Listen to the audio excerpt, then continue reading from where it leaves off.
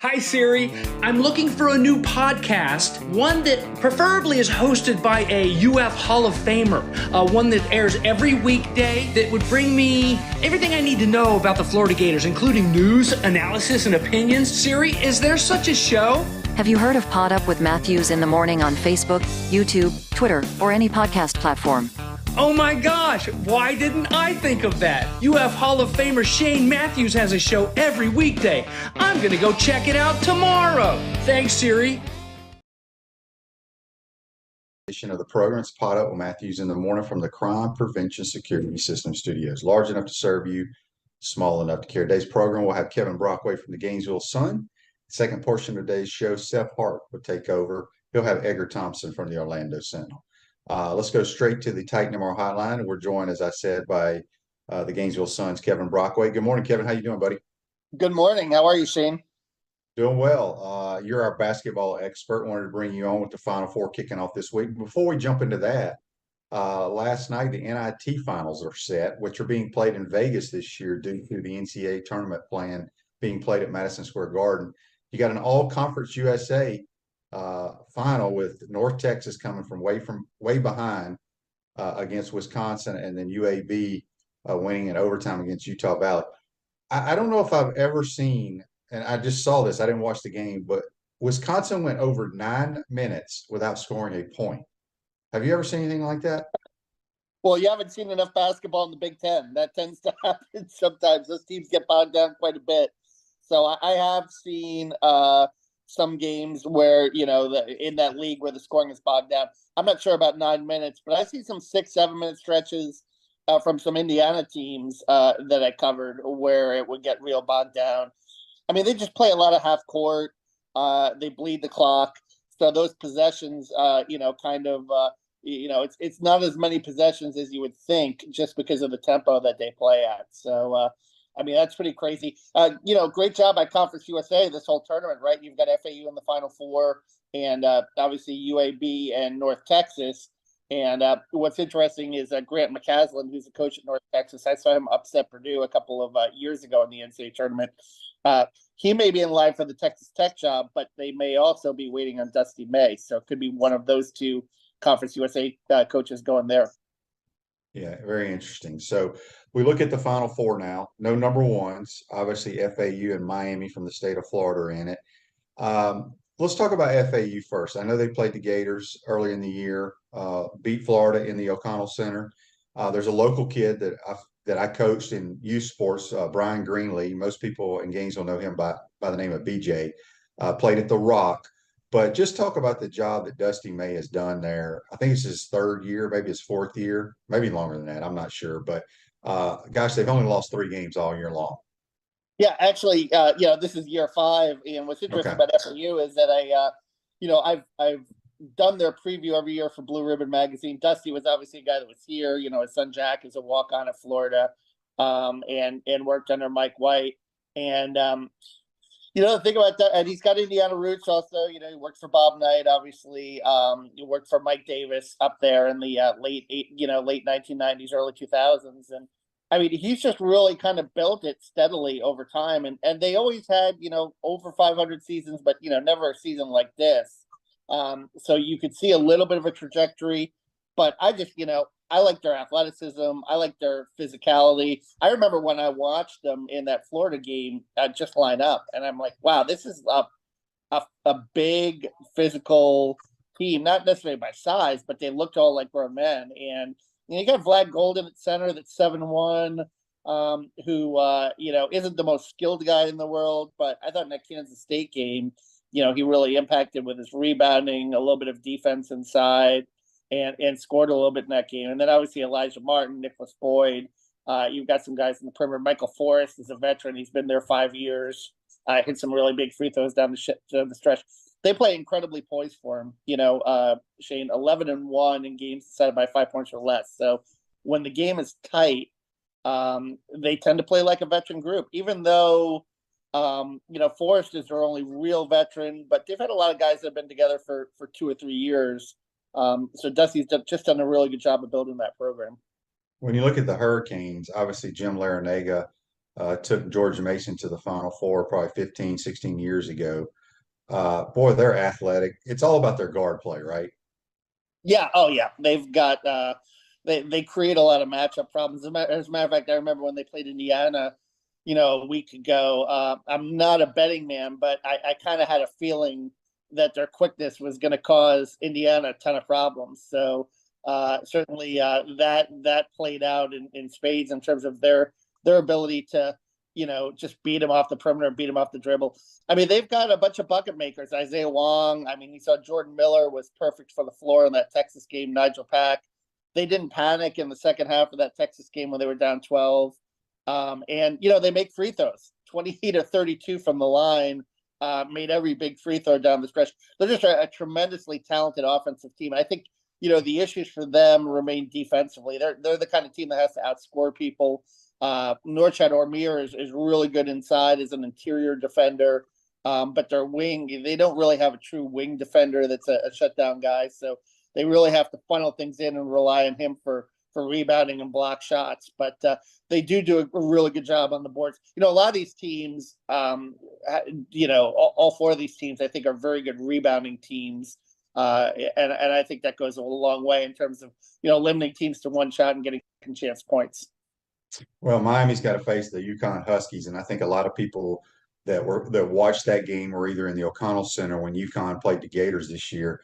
You're like, wow, this is a Final Four type team. And they went through a spurt during the season where they kind of struggled, but UConn has all the ingredients to win it all. I mean, they have one of the best pure shooters. I can't think of his name. I just know his number 24. He is as close to Ray Allen as anybody I've ever seen. When he shoots the basketball, the way his quick release, the way he can shoot off the dribble on the three-pointer.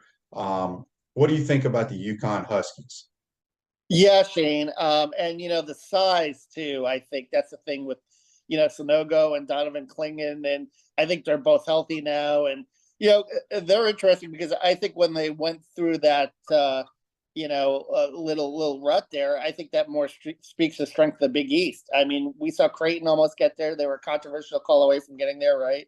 Marquette was a very talented offensive team throughout the whole season. So I think certainly it was kind of like when they got in the tournament. Sometimes when you get in the tournament, it works to your favor because you don't see teams from within your conference. They don't scout you and so forth, and you can just go on this run. And they didn't just, bulldozing people. But, I like their guards. Obviously, I like Calcaterra. I like Hawkins. I think that they've just got Trisha Newton. They've got so many guys that can score, and they've got the interior scoring as well. So they're going to be a tremendous out. And like I said, when we saw them in the O-Dome, it's amazing to think like FAU and UConn, right? Two teams that came to the O-Dome in the Final Four. But when we saw them at that time in December, they looked like the number one team in the country. And I think they're getting back to that form.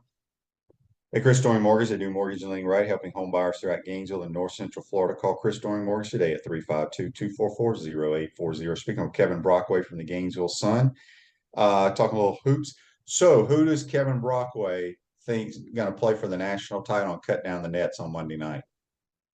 I think it's going to be UConn and San Diego State, and I think UConn will pull it out. I think the two Florida teams are going to bow out on Saturday. And San Diego State, don't sleep on San Diego State. They are a rugged defensive team. They're tough. They play hard. They go through scoring droughts, but Matt Bradley, Darian Trammell, they've got some guys that are okay.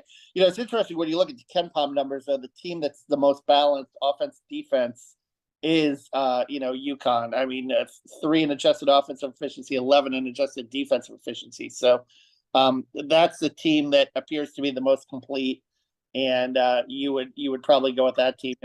San Diego State, obviously is a more defensive team. FAU is also balanced, 24-30. And then Miami's more of an offensive team. But I like the team that's the most balanced and have the best numbers right now. And based on the eye test, I think UConn's probably going to do it. We got a text here on the Titan Number text line. Came in last night. It's from Jim. It's kind of long. It's kind of a two-part question. He says, Shane, great pick on your Creighton Blue Jays. I think they got screwed. I want to get your thoughts on that, Kevin. And then the second one was, can you give us an update on Keontae Johnson? Will he be declaring for the draft? Does he have another year of eligibility? Can you let us know? Creighton, I picked Creighton in the preseason back in December to win the national title. I want to say you're doing a big article on Mike Miller. His son is on that team. Yeah. God, what a horrible way to lose a basketball game. Yeah, and Mike went on Twitter and he was a little upset about it, and it was rough because, especially because of how the game was called, like the whole game, and you're playing this rugged physical defensive game, and you decided on a call like that was, borderline, but you just, I think they want consistency, and it was interesting because in watching the Miami Texas game, that game was called a lot tighter, which worked to Miami's advantage. I mean, they got to the free throw line 32 times.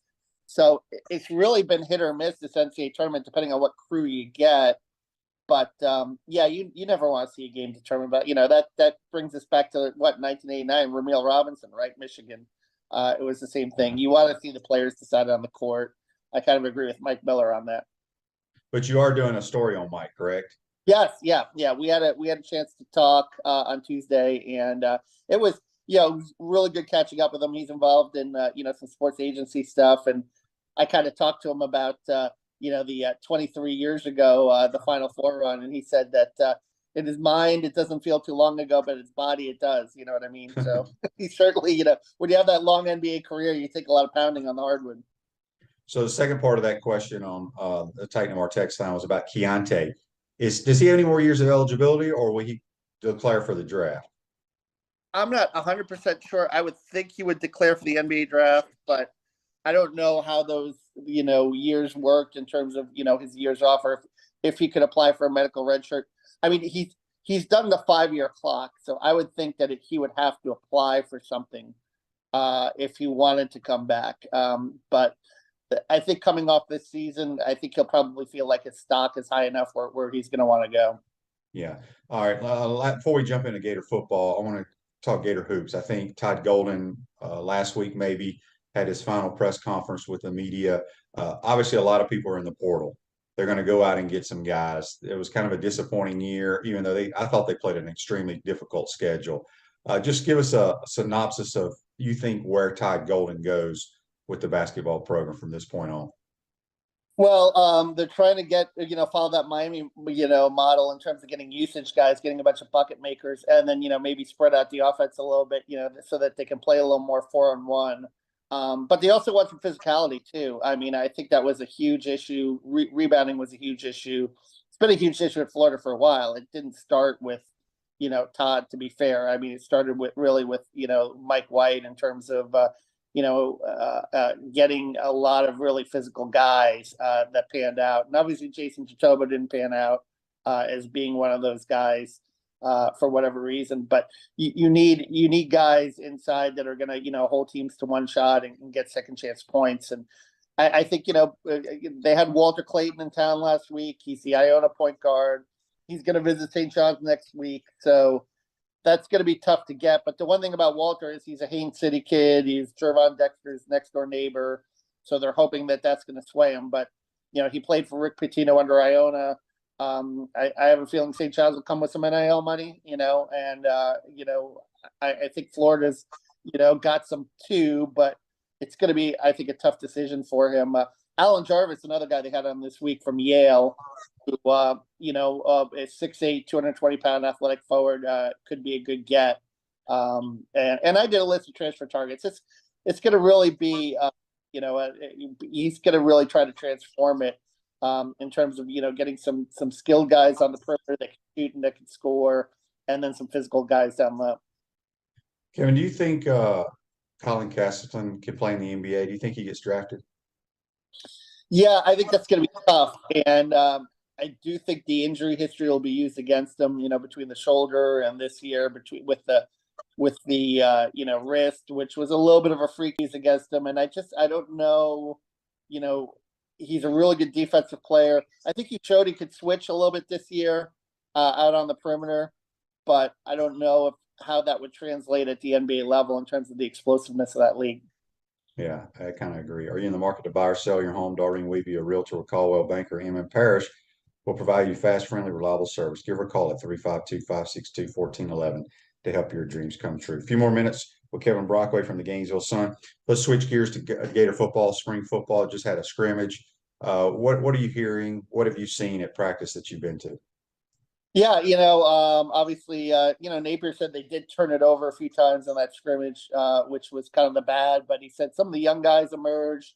Tight ends, he said, played pretty well. Boardingham, obviously with Keon Zipper probably being out for the year with his knee injury. Boardingham and Hayden Hansen and Tony Livingston, some of the young tight ends apparently flashed and did some good things. I think he's really pleased with Graham Mertz so far. Andy Jean is a young wide receiver that in practice at least has really stood out.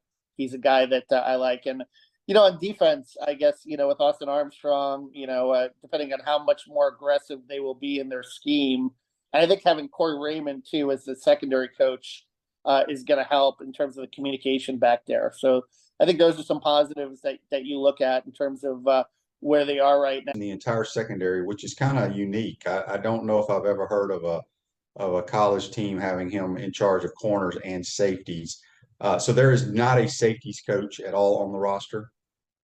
No, I think Austin Armstrong will be involved there a little bit, but Corey's going to take care of the bulk of it. And apparently, Billy Napier said this was in the works even before Patrick Toney left, that they were going to consider this move. And I think that they think that, when we asked Corey Raymond about it, he said, hey, look, this is what the boss wanted. This is what Billy Napier wanted. And I'm all for it. So he's going to go ahead and, work with all of them. And I think he enjoys the challenge of that. And, Miguel Mitchell and Kamari Wilson, I think, are going to be probably the two guys, the main guys back there. They moved, obviously, Jamarcus Weston there a little bit. And, and they think he can contribute and help out there too. But, and some of the young guys, Castell and Sharif Denson is kind of working. And Jaden Hill's working out the star also, which is interesting. So that opens up kind of the other corner. They're going to have a competition there with,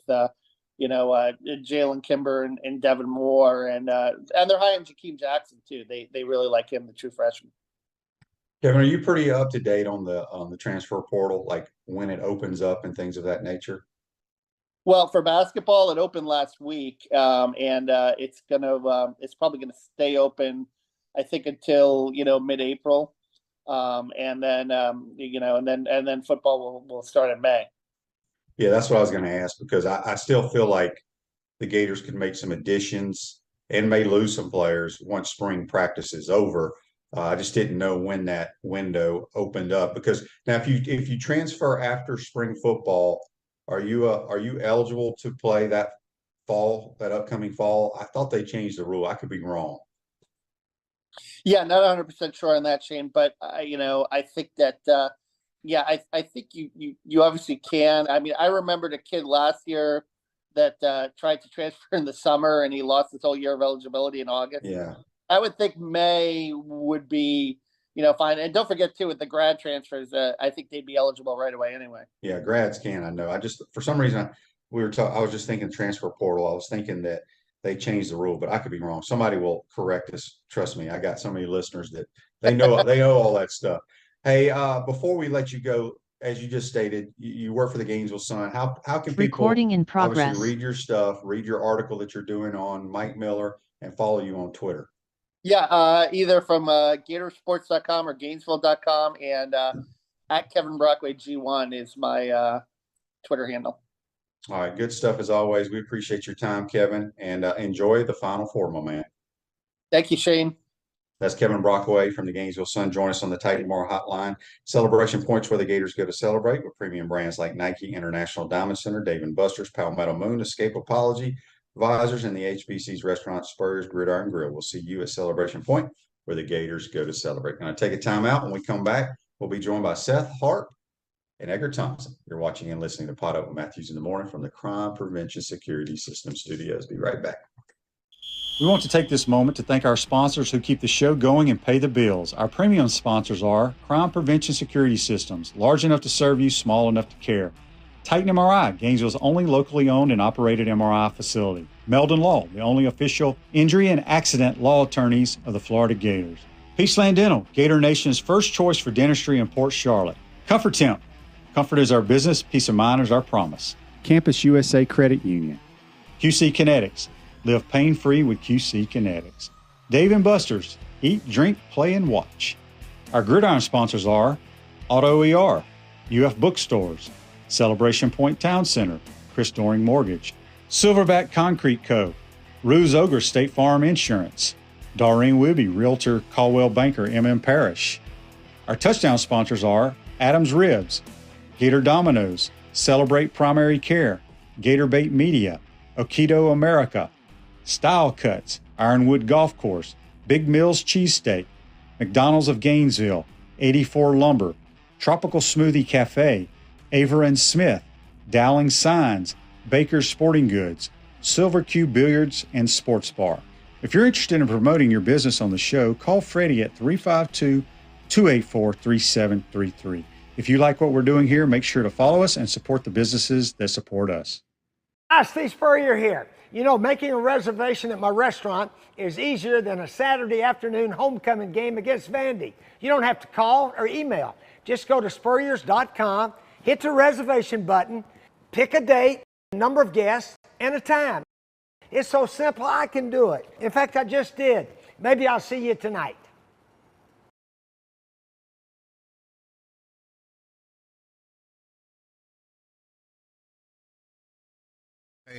Pain, any kind of pain, the body eventually will break down when it's under that much stress. That stress can cloud your judgment to the point that you'll just say yes to the scalpel or yes to another prescription of pain pills. But maybe it's time for a second opinion from QC Kinetics. The reason why I would recommend this is because the natural biologics that QC Kinetics is providing you gives your body a chance to naturally heal itself. Restorative, regenerative solutions are here. Get lasting relief and live your life. Call QC Kinetics, 352-400-4550. That's 352-400-4550. QC Kinetics, 352-400-4550.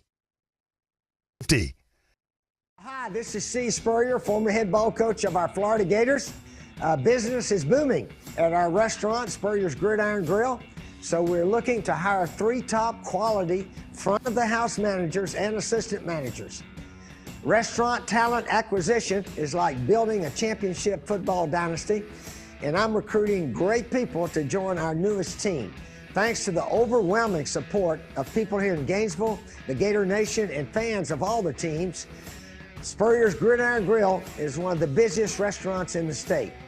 And with our weekend brunch buffet and our takeout options coming soon, we're looking to add a few new restaurant leaders.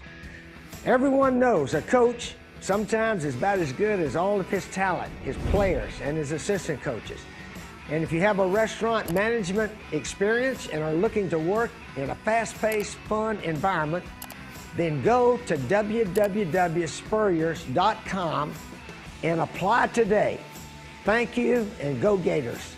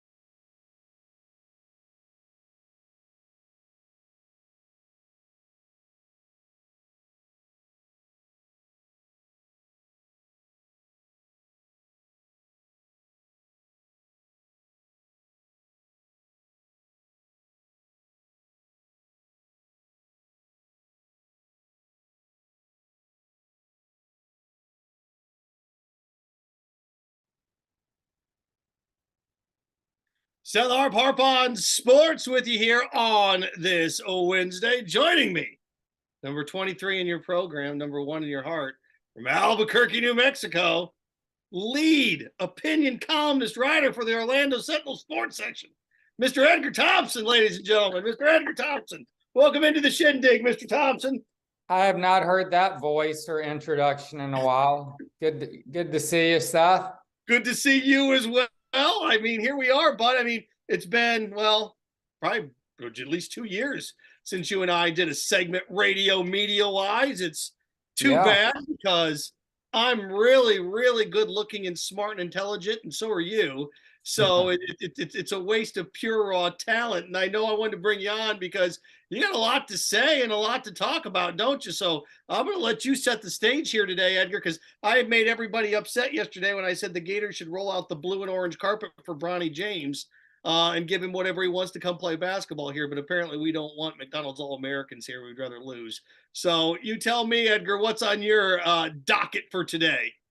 Well, yeah, it is basketball season still, obviously, but we're in a little bit of football mode. Last night we got Billy Napier after the first scrimmage of the spring. I guess there are 8 practices in and finally scrimmaged, and in the swamp too. Yeah. So we were there. We were in the swamp just for, kind of warm-ups. Individuals didn't get a watch, of course. That's kind of where we're at in Access and Media 2023. Really for the last few years. But yeah, so he spoke about the team. He's very optimistic and determined. I asked him a question about, because at Louisiana, 18 his first year to 19 was a big jump, especially offensively. And after last year's inconsistent play on offense, despite the fact you had Anthony Richardson, who we'll get to in a second, because pro day is tomorrow. Yeah. So we go from that, and we have pro day tomorrow here at the indoor practice facility in Gainesville.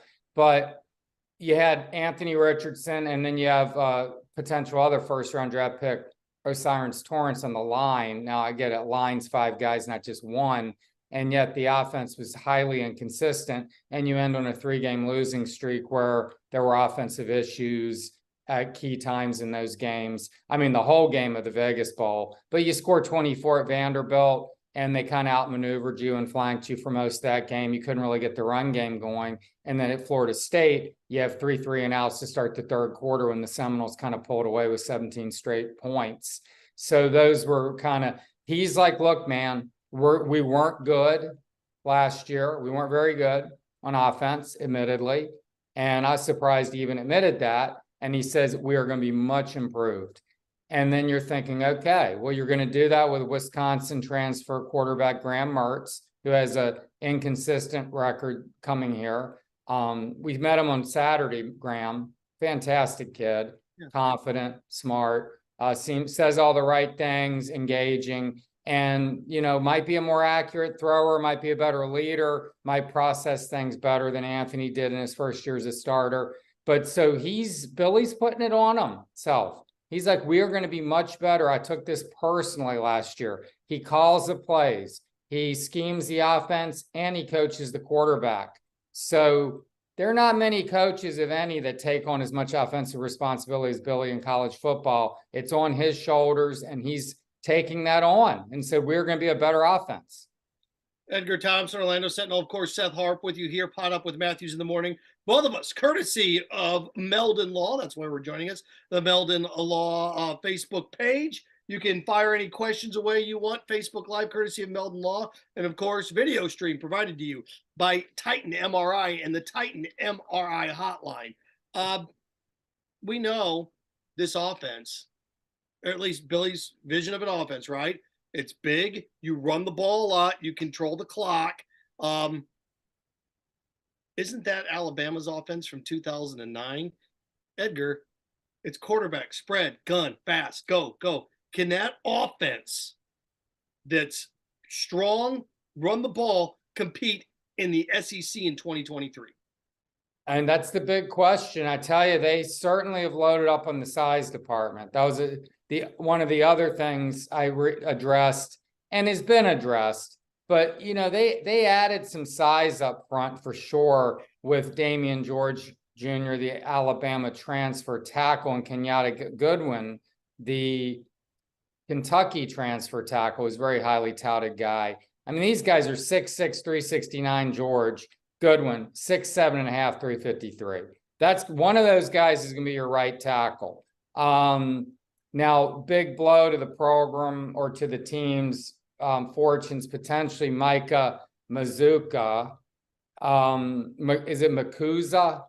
I can't get his name correct. But anyway, the Baylor transfer underwent surgery, undisclosed injury. And he is on the shelf, at least till camp. And last week, you probably saw this, it created some drama, tweeted that he was transferring and then deleted the tweet. So he transferred and he's barely been here and he's transferring again. The kid was emotional, upset, it seems, injured, frustrated. So that's a loss. That's your left guard. But the guy everyone's super high on and should be is Austin Barber. He's moved from the right to the left side. He really popped last year. He's very athletic. He doesn't have quite the size. I mean, he's got the height, 6'6", but he's 3'11", I think he's listed at. Yeah. But he's really athletic, man. There was a play last year against Georgia where a ball sailed out of bounds and he's just standing on the sideline, just casually watching Seth and just snags it with one hand, catch like it was nothing and toss it back to the ref. So this young man's an athlete and I'm curious to see how he performs. I mean, you got Kingsley back at center and he has experience. So that's going to be the key. I mean, the offensive line needs to gel, man, and come together clearly. And then they can run the football the way they want because they have two terrific backs. Montreal Johnson's legit and Trevor Etienne might be better. You know, I look around and it was an offense that last year that looked lost, right? You had a dynamic playmaking quarterback and he flashed. And when he flashed, he was brilliant. He flashed against Utah, right? He flashed at points. I mean, Tennessee, Georgia for a quarter, right? I mean, there were games where he flashed and there were games that he didn't. So how's this offense? And when you talk about the big backs, how much more is Billy going to be able to do this year that he couldn't do last year because of the pieces? Well, a lot of people think a lot of Anthony's struggles were an Anthony issue, not necessarily a Billy Napier issue. Now, because he would miss some throws. You'd see like an 8 or 12-yard pass where he just missed the guy. And you'd be like, his completion percentage is 53 and change. That's not getting it done in 2023. You know, that's like 1968 NFL or something. I mean, this is like, you got to be in the 60s. I mean, Graham Mertz was 59.5, which isn't like exemplary accuracy either. But if he can process the game more quickly, complete some of those simple throws, check into things, and get the offense, you know, on the same page at times, maybe that wasn't happening. Because, for example, here's the one I always go back to. Third quarter FSU, they come out, they go 3 and out, 3 and out, 3 and out. 7 of the plays were passes. They had been getting traction in the run game in the first half, and we're all sitting here scratching our head going, what is this? Why are you going to the pass? Well, I talked to a couple people. I don't know that they did go to the pass. Anthony might have checked him into passes, or I don't know what happened there, and nobody's throwing people under the bus. I mean, Billy Last would do that, but he threw himself under the bus a little yesterday, which was even surprising. But yeah, who knows, man, what was going on with Anthony, what he was seeing, what he was processing, where his head was some games, how injured he was, what his toughness level was there. I mean, he gets dinged against Kentucky, kind of goes into a shell, played horribly that night, and that was a bad loss. Missouri, he really kind of didn't show up. They barely squeak out that one in the swamp. So I don't know. Anthony, hey, look, he could be the first pick in the draft. He has pro day tomorrow. He could put on a show. They're going to be NFL teams galore here and generating tons of buzz because of his physical gifts. But in terms of playing the position, he was very young. He's still not even 21 yet, Seth. Anthony turns 21 in May. He's a kid who's barely had any real coaching before Billy got here because Emory was starting in front of him. And then the year before that was the COVID year when he was early enrollee. And then he played at Eastside and didn't have the talent around him and probably the coaching there. And maybe didn't go at all the camps and do all this stuff. So he's very young and immature at the position. And in Graham Mertz, you're going to get guys very experienced and mature. So we'll see. Maybe it works out better, shockingly, with Graham Mertz at quarterback than Anthony Richardson. Edgar Thompson, Orlando Sentinal, Seth Harp on Sports. Quick reminder to everyone, Podup with Matthews in the morning is a service of QC Kinetics. Do you have joint pain in your knees, hip, or back that won't go away? You need to check out QC Kinetics for long-lasting relief, not surgery, drugs, or downtime. Schedule your free consultation at QC Kinetics, locations in Ocala and now open in Gainesville as well. It's good. You're right. It's going to be an interesting pro day because obviously Anthony may have of all the quarterbacks, because we talk about what? I mean, Bryce Young, you know what you're getting with Bryce Young. You pretty much do, right? And of course, you have a situation, Will Levis. All these guys they're guys that you've seen succeed and do amazing things and win big ball games. Anthony Richardson, you talk, it's almost like a Josh Allen, pure raw talent. The ceiling is through here. So I can only imagine what that's going to look like. We're going to be broadcasting live from there, by the way. Steve Russell will be live from 11 to noon at Pro Day.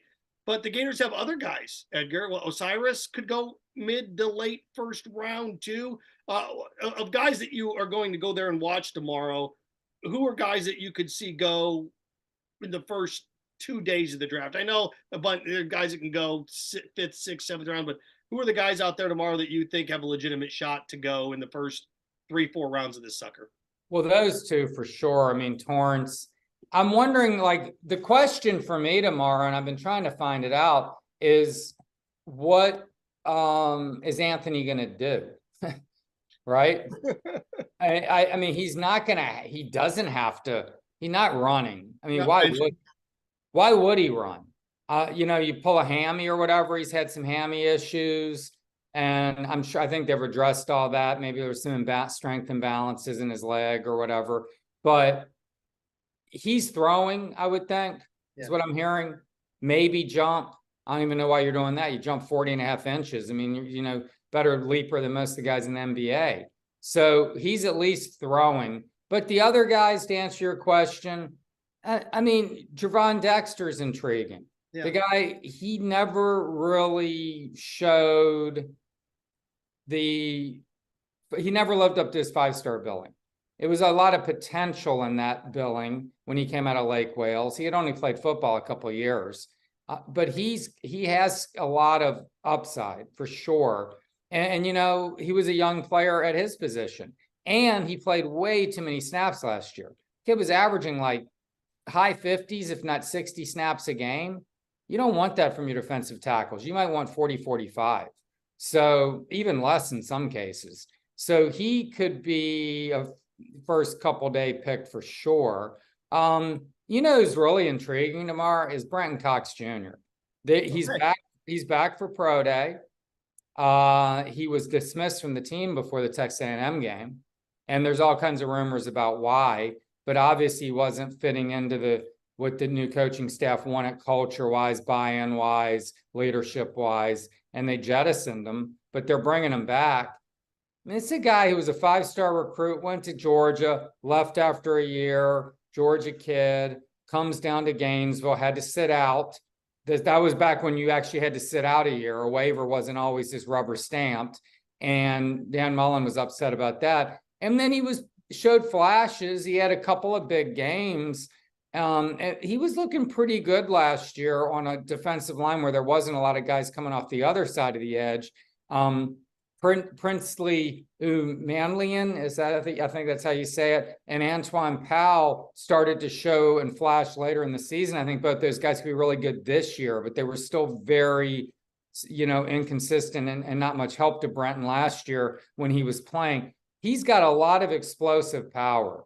Now, he might not have multiple moves off the edge, and he might not seal the run. He's not good against the run. He loses contain.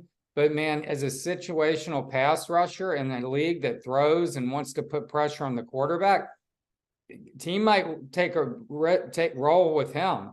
And then you got Richard Garage. He's got a lot of experience at offensive line, played left tackle last couple of years, talented kid, highly recruited kid. I don't know where he's going to go. No idea.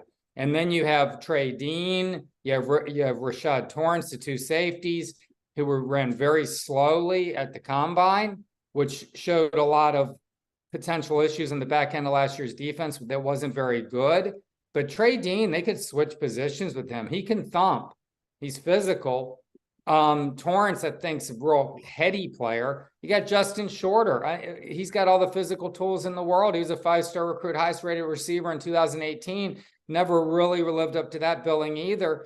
But I mean, he's an NFL player. And then my favorite of all of them is Ventrell Miller, man. Just love that kid, love his passion, love his hitting ability.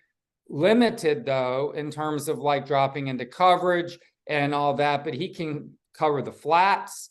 Very good between the tackles, short tackler, maybe a teeny bit undersized, but in the NFL, I mean, they aren't looking for the massive linebackers that they used to be, as smaller, more mobile guys at that position now. So I don't know. A lot of guys to look at, though. It's a better pro day than they've had in some of the recent ones. Yeah, isn't that crazy? You got all these guys out here, and you're right. I mean, you could have as many as 7 or 8 draft picks, and you look around and go, how on earth did this team have back-to-back losing seasons with all this talent? So, I mean, I know one guy was coming out, another guy was coming in. I get it.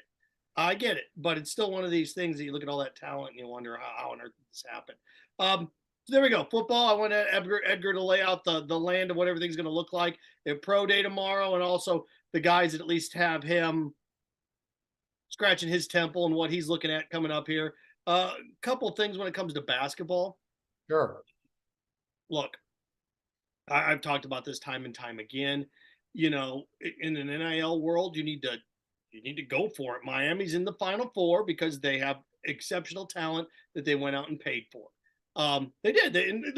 That's not a knock. It's like, well, they paid for him. Yeah, you're right. They did. And you know who else paid for their coach? Florida, with Billy Donovan. You know who else paid for Billy Napier in football.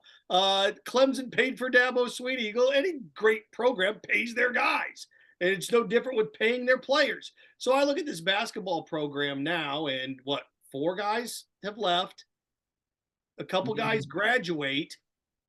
If you're Todd Golden, Edgar, what on earth, with what happened at FAU and what happened at Miami in your home state? Florida State fell apart too. What on earth, if you're Todd Golden, should your approach be this offseason if the purse strings and the NIL money is going to continue to be as tight as an old miser here at Florida? Well, you know, there's a new name on the practice facility. I think you probably have seen, Hugh Hathcock. Yeah. So he is bought into the basketball program. He's the wealthy. I don't even know what he did something in the auto industry in terms of repair or something, made $500 million doing it. Guy's obviously brilliant and loves the Gators. And he's really emerged as one of these power broker type boosters, you know, the Gary Condrens, Brian Kornblow, those guys whose names are on buildings. He's the next. Mm-hmm. And he was heavily involved in NIL. In fact, he might have been involved with the Jaden Rashada fiasco on some level, at least out of the initially. I don't think he was, as it got out of control, he was involved. But anyway, he if he's behind Todd Golden's program, that can only help. And he seems to be. I've not talked to Hugh, never met him, seen him. But Todd I'm impressed with Todd. I'm impressed with both Billy and Todd. I think Scott Strickland made a couple of bold hires, young guys coming from mid-major programs with not a wealth of experience, and some wondered why he did that. If you could go pay for a Brian Kelly, not saying he would have come to Florida. Yeah. If you could go get a veteran guy and you get Todd Golden, who been to one NCAA tournament and 1 good season and 3 at San Francisco. Limited exposure as an assistant coach to the SEC when he was with Bruce Pearl. Why you hire these guys? Todd's 37. You talk to him, though, and you can see why. He's smart as heck, and he puts the pieces together, and you got to just trust in what you did as a hire in Scott Strickland, I guess. And my thing with Todd is getting a big fish. He's mining the mid-major type guys. You know, he brought in Yale forward EJ Jarvis just recently. He's going after the Iona transfer, Walter Clayton, who is a Lake Wales kid, in fact, who played with Javon Dexter, who was a basketball player too. but he also played at Iona, and now Rick Pitino is at St. John's, and I think Clayton's going for a visit there. You would think Rick Pitino would probably get him, even though he's a Florida kid. We'll see. Those don't like blow me away, even though Clayton sounds like he could be pretty special. Don't know much about Jarvis, but he is, these are guys where it's like, gotta get some Power 5 guys in here. We've seen the mid-major guys. We saw the Brandon McKissicks and Flan Flemings and guys who couldn't transition to this level. We saw, Kyle Lofton coming from St. Bonnie. Everybody wanted Kyle Lofton. Kyle Lofton could not create or get to the basket or get a shot. Wasn't a great offensive player anyway. That he had been at St. Bonaventure when he got to the SEC. It's a very good league with a lot of athletic ability. So I don't know what Todd's ultimate plan is. I know he has one.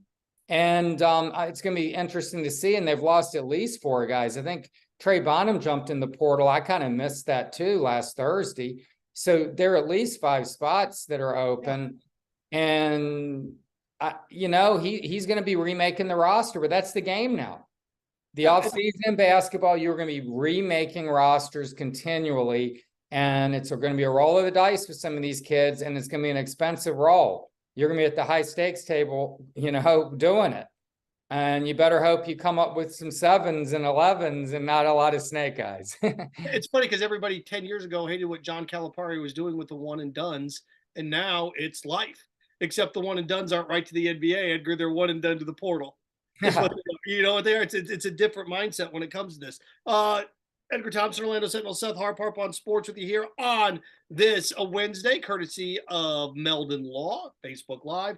You can fire away your questions, courtesy, again, like I said, of Meldon Law, the only official injury law firm partner of the Florida Gators. And we today are brought to you in part by Peachland Dentistry, Gator Nation's #1 choice for dentistry in Port Charlotte and the surrounding areas. Visit them at peachlanddental.com. I got some comments rolling in here, and you talk about Hathcock and the money that he has thrown in. Let's see here. Dan writes in, Hathcock gave $12.6 million last year. That's what Edgar said, correct? That's not tight purse strings there. Dan, I don't think you understand what that means. What you can donate as much money as you want to the program. If the NIL, he donated that to Florida, he didn't donate that to the NIL. NIL is something different. If you aren't, you can, look, the NIL can have a bunch of money. The fact is, the University of Florida has not gone out and paid players significant money compared to other major programs in college sports. They haven't yet. Maybe it's a reimagining. Maybe it's a rethinking of how that needs to be done, but they just haven't done it yet. Now, when is that going to happen? I don't know, but they just have not done it yet. The money is there, right? So there you go. NIL is keeping those basketball kids from being one and done. Maybe, but the allure of what, $25 million in a first-round draft pick, Edgar, is not going to keep anybody in college. So it doesn't matter what you do at the end of the day. If somebody's good enough, they're going to go. Just like the young man from, was the guy from Baylor that just won Big 12 Player of the Year as a freshman? He just left last night. I saw that he declared. Well, yeah, and Todd, I mean, the Gator fans can only hope he's in play for guys of that level, the Brandon Millers and those kinds of guys. But NIL, they are, like you used the word, I think, reimagining. I think they are. I think they came out of the gates, I don't want to say slowly, but maybe with some trepidation and maybe with some skepticism that, is this really going to be the thing? In fact, I heard some people saying like, it's not going to be as big a deal. But they were thinking that people were going to play within the rules, that they weren't going to use it as recruiting. And, because that was against the rules. You weren't allowed to use it as a recruiting tool for high school kids. Well, of course, people were going to recruit with it. Everyone knew that. So anyway, I think that UF has shifted its focus. We'll see how it works. They hired a young man to kind of oversee NIL for the non-football side of things, because Billy has his own guy or guys working that. So I don't know, man. It's a new landscape. People are still learning it. It's going to be 2 years, July 1, and it's been crazy, and it's probably going to get crazier. And it's hard for me to get my mind around it. At times I kind of become a curmudgeon about it, honestly. because it's like a lot of these kids on football are getting like $5,000 a month, I hear. Yeah. Certainly a few a month, plus on top of their scholarship, on top of all this, the Alston money you get now, your cost of attendance and all that. Not begrudging them at all, but I'm just saying it's just shifted the whole thing. It's like, it's just, you're just dealing with a different mentality now. And I'm having to adjust to it, having covered sports for 30 plus years now. Well, what it is there's a time, and this has been true for 20 years now, and I learned this as I get older, and I see my nephews now that are in their teens and 20s, that for the longest time, and Florida's guilty of this, Notre Dame's extremely guilty of this. There's a bunch of programs like, our tradition sets us apart. These 18-year-olds don't care about your tradition. They don't give you know what. And I try to explain this to people all the time, that high school seniors this year's high school seniors coming out, next year's class, were 4 and 5 years old when Tim Tebow won the Heisman. Exactly. They're actually younger than that. They don't care. They don't care about that. They care about themselves. And look, when you're a kid, you care about yourself. You don't care about the greater good of the program. They don't care about those things. I was going to say this before we wrap up. What do you think about, maybe this could be the Seth Harp, Edgar Thompson plan? Okay. I'm a big fan. We're talking about, we have no money. Florida's always broke. Everybody's broke. Nobody has any money. Edgar, I'm a big proponent. Amazon spent almost $1 billion a year, $800 million to get Thursday Night Football on Amazon. What do you think about a SEC Monday Night Football product that can generate $400 to $500 million a year? Edgar, there's your NIL money in perpetuity. We're good. I like the idea. I mean, I'm also a traditionalist kind of with a lot of things.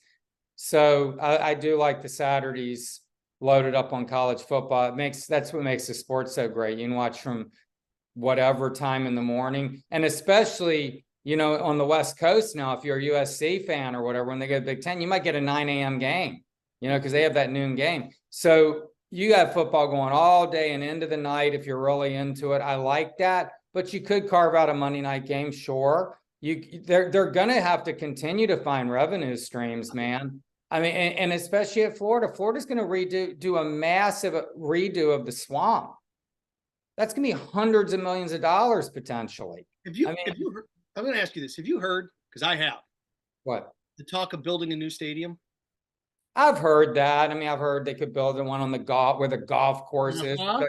I sure hope that isn't the case, because I want to hit some balls. I live a mile from that course. So I don't want to have to go to Jonesville or wherever they're going to build this new course down the road, literally and figuratively. But yeah, I'm sure they're thinking of ideas constantly. These are very smart people.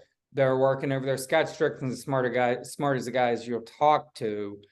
And his brain is on overdrive, I'm sure, trying to figure out new revenue streams and ways to maximize the NIL and do it the right way, because Florida is not going to get in the gutter and do that stuff. They're just not. That's just not their ethos, man. And I don't know what the shift of thinking is going to be. And we're going to find out this offseason. We're going to find out in basketball. We're seeing Billy getting some pretty good guys coming in here, but they got to keep getting better. Both these programs, it's talent. We'll find out if it's coaching ultimately, but the talent's not there with both these teams quite yet. Billy's improving. Todd has his chance now in year 2. Or let you go interest level 1 to 10. 10 being, I'm going to get up at 8 a.m. and absorb the whole day. 1 being, I tune in right at tip-off maybe. What's your interest level in the Final Four? Oh, it's big. I mean, I've told people this before. I've watched every final game, at least, the Monday night game, 9-18 tip or whatever it is, since 1977. I was 11, Phil Ford, Butch Lee, Al McGuire, Dean Smith, and Marquette stunned them that year. So I've seen every one of those games since. So I am into the title game for sure. But no, I'm not. I mean, I get up before 8 anyway. But I am very. This is an intriguing Final Four. There is no doubt, man. I mean, nobody predicted any of this. UConn, we did see here in the O-Dome, and they were a juggernaut. And I certainly would not laud my bracket because it's like a worthless piece of paper I put in recycling. But I did have UConn winning it all. I think that's a very, very good team. Yeah, but I had them against Alabama, and I think I had Texas in the Elite Eight. Otherwise, I had no one. I mean, everybody's bracket got destroyed. But I think UConn's obviously the team to beat. FAU would be a wonderful story. They were here. They beat Florida 76-74. You knew it was a really good team. They were winning pretty convincingly, and Florida kind of didn't almost win, but trimmed it at the end. It was not really a true 2-point game. We saw UConn here. Miami's in state. Jim Larrañaga is a great coach, Hall of Fame coach. 2 Final Four teams, George Mason and Miami. Who'd ever think that? And, I mean, San Diego State, man, I mean, I was, covered basketball in the Mountain West and WAC for years. I used to go to San Diego State and cover some of those miserable basketball teams you've ever seen in the 90s. They were bad. San Diego State was a losing program throughout the 90s and into the 2000s. And Steve Fisher kind of turned that whole thing around and been a very good program for a long time now. So intriguing for sure. Not the teams that, with great sex appeal or name recognition, but certainly, going to be interesting games. But UConn, I don't know how you bet against them. No, I think UConn beats Miami by 7 to 10 points. If they play San Diego State, that game will be a lot like that Butler-UConn game a decade ago. It's going to be physical. It's going to be 20 to 13 at halftime. And I think if UConn plays FAU, Edgar, they'll beat them by 30. So, just gonna I mean, they're the best team left. Have the best. They are. FAU, we'll see, man. It would be fun.